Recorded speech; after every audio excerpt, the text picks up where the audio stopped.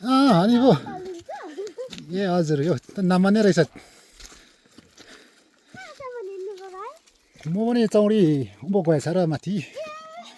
हिजै गएछ अनि हजुर लेकै पुगेछ अब कोही फर्केर आयो कोही माथि चाहिँ छ त्यही भएर हिँड्नु हिँडेको ए हजुर हजुर आम्मामा ल पानी परेन हजुर हजुर आनन्दै हुन्छ माथि पुग्नु अवश्य ए आज कहाँसम्म पुग्नु नि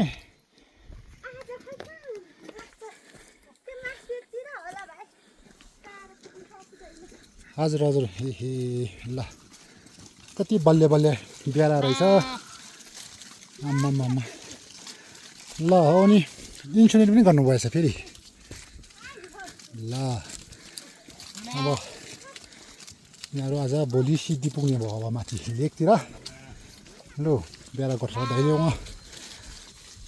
ढेरीमा सामान बोकेर एउटा झप्किया पनि साथमा ल ल ल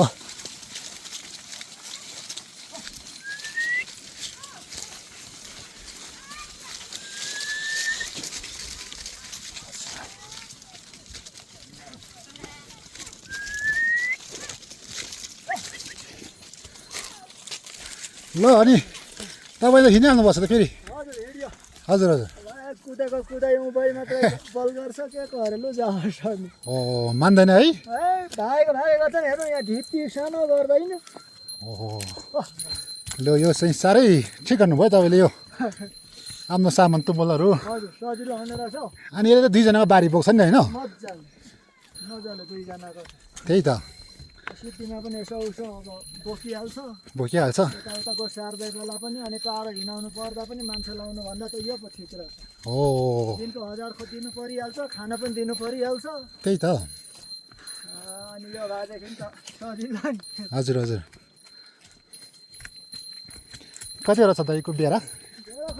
60 वटा जति छ कि 50 बढेछ है पोहोरभन्दा पनि पोहोर 50 वटा लिएर गएको अहिले चाहिँ 10 वटा चाहिँ बढ्यो अब बढाउँदै जानुपर्छ बढ्छ यही नै अहिले 40 वटा जति बेचेर नभएदेखि त 100 नाङ्थ्यो होला हजुर हजुर 40 वटा जति बेचेर झन्डै 3,82,000 को बेचेको ए पहिलेको सालको भनौँ न अलिक माउ पनि बेचेँ त्यो पनि त्यति बेचेर पनि यति फाइदा छ नि त अनि पनि अब 15-20 वटा त पाठी छ होला अझै पनि हजुर हजुर फाइदा राम्रो हुन्छ है बिहारमा भेडामा ठिकै हुन्छ दुःख चाहिँ बेसी दुःख हुन्छ हजुर दुःख त अब अलि त दुःख नै हुन्छ नभए फाइदै नै पो हुन्छ हजुर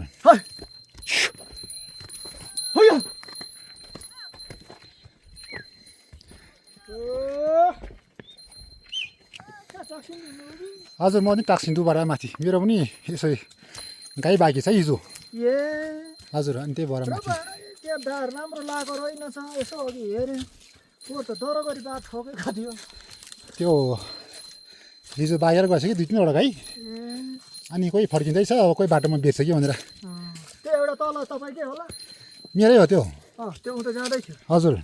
उपैबाट हानिएर आएको थियो हो छोड बिहार त है बाटैभरि चढ्दै है चढ्दै जान्छ अगाइ पो जान्छ हिँड्दै अगाडि पो जान्छ हो आज माथि त्यो ग्यासमा होला खै तल जाने कि माथि डाँडातिरै बस्छु तर तपाईँ यतै डाँडातिरै बस्यो पानी छ नि यो गहिरोतिरै पानी छ है यहीँ गहिरोमा पानी छ ल तपाईँहरू बिस्तारै आउनुहोस् हजुर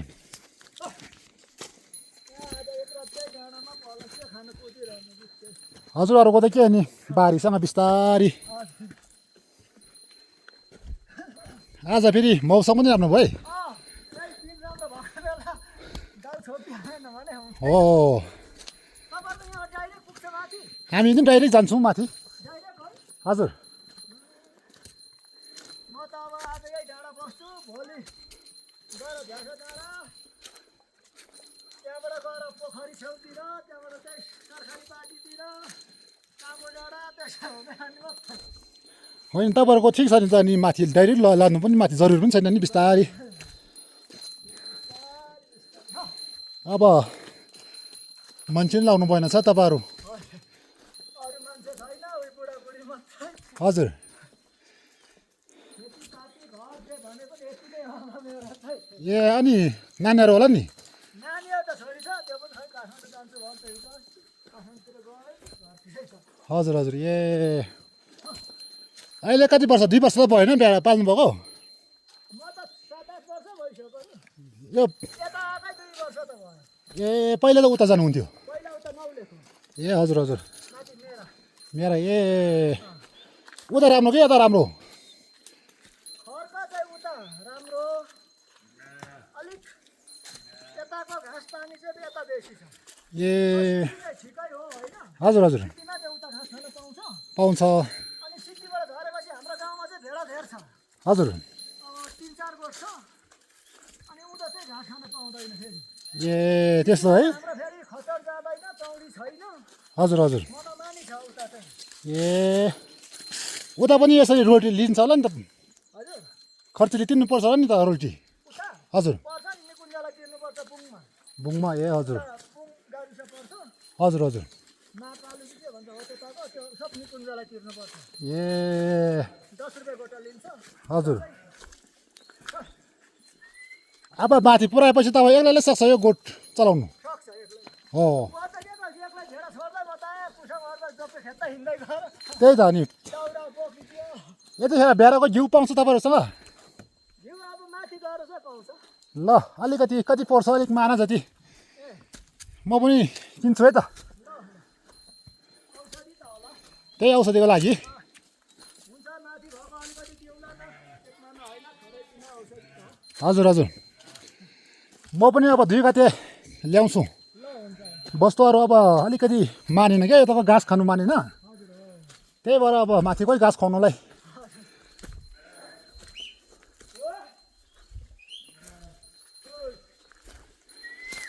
ल